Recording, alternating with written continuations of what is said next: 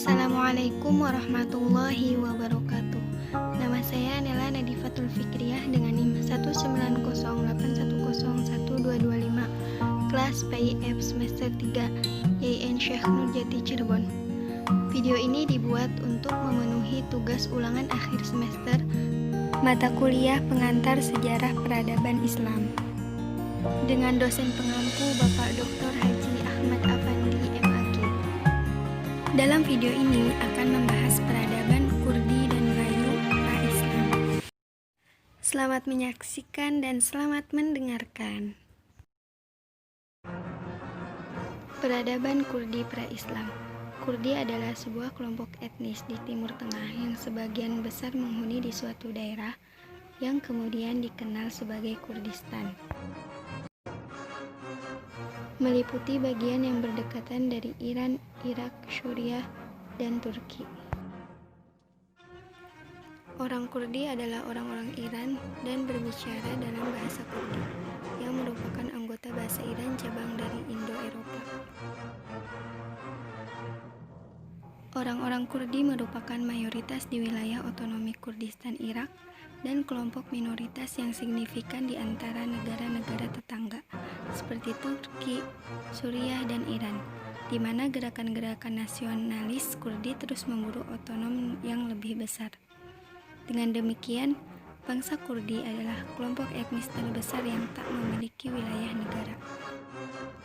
Karakter geografis Kurdistan yang terdiri dari gugusan perbukitan, struktur sosial yang sangat syarat sentimen tribalisme, serta sistem mata pencaharian yang mengandalkan pertanian dan menggembala, memang membuat bangsa dan wilayah Kurdistan menjadi semi-eksklusif sepanjang sejarahnya selama sekitar 3000 tahun.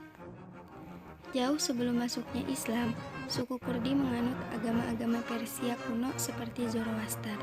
Mereka juga sempat dipengaruhi oleh ajaran Yahudi dan Nasrani. Namun, pengaruh agama-agama tersebut hampir semuanya terkikis habis dengan datangnya Islam pada abad ke-7 Masehi. Peradaban Melayu. Istilah Melayu baru dikenal sekitar tahun 644 Masehi melalui tulisan Cina yang menyebutkan dengan kata Moloye. Dalam tulisan itu disebutkan bahwa Moloye mengirimkan utusan ke Cina membawa barang hasil bumi untuk dipersembahkan kepada Kaisar Cina. Jadi, kata Melayu menjadi nama sebuah kerajaan. Banyak pertelingkahan dan banyak yang berpendapat bahwa kerajaan yang bernama Melayu itu berada di Jambi sekarang ini.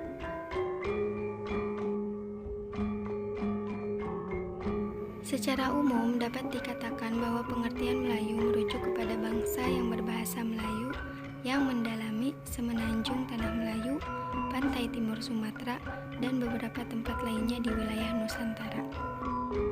Dan seseorang itu dapat dikategorikan sebagai Melayu apabila memiliki ciri-ciri seperti lazimnya berbahasa Melayu dan berkebudayaan Melayu.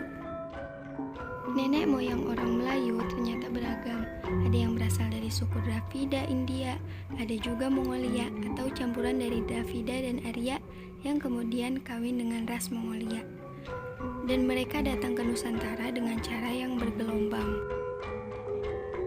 Gelombang pertama disebut Proto-Melayu atau Melayu Tua. Disebut Melayu Tua atau Proto-Melayu itu karena inilah gelombang perantau pertama datang ke Kepulauan Melayu. Leluhur Melayu Tua ini diperkirakan oleh para ahli arkeologi dan sejarah tiba sekitar 3000 sampai 2500 sebelum Masehi. Adapun tergolong ke dalam Melayu Tua itu antara lain orang Talang Mamak, orang Sakai, dan suku laut. Keturunan Melayu Tua ini dikenal amat tradisional karena mereka amat teguh sekali memegang adat dan tradisinya. Sementara itu, alam pikiran yang masih sederhana dan kehidupan sangat ditentukan oleh faktor alam, sehingga mereka mampu menghasilkan makanan dengan cara bertani. Gelombang kedua disebut Tutro Melayu atau Melayu Muda. Melayu Muda yang disebut juga Detro Melayu adalah gelombang kedua. Kedatangan nenek moyang mereka tiba di antara 300 sampai 250 tahun sebelum Masehi. Mereka lebih suka mendiami daerah pantai yang ramai disinggahi perantau dan dan daerah aliran sungai-sungai besar yang terjadi lalu lintas perdagangan. Oleh karena itu, mereka bersifat lebih terbuka dari Melayu tua, dan sistem sosial dan sistem nilainya punya potensi menghadapi perubahan ruang dan waktu serta selera zaman. Pada masanya, baik Melayu tua atau muda sama-sama memegang kepercayaan nenek moyang yang disebut animisme dan dinamisme.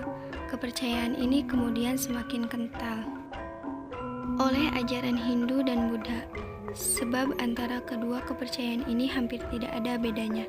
Keduanya sama-sama berakar pada alam pikiran leluhur yang kemudian mereka beri muatan mitos sehingga bermuatan spiritual. Sekian dan terima kasih. Semoga bermanfaat. Wassalamualaikum warahmatullahi wabarakatuh.